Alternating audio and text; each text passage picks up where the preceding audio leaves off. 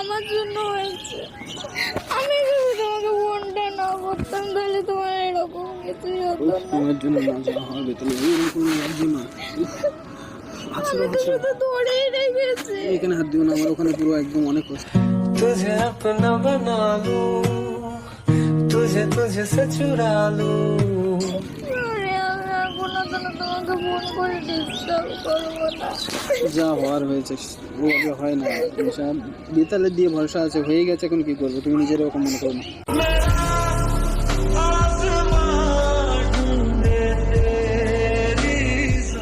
আমার জন্যই তো হলো না।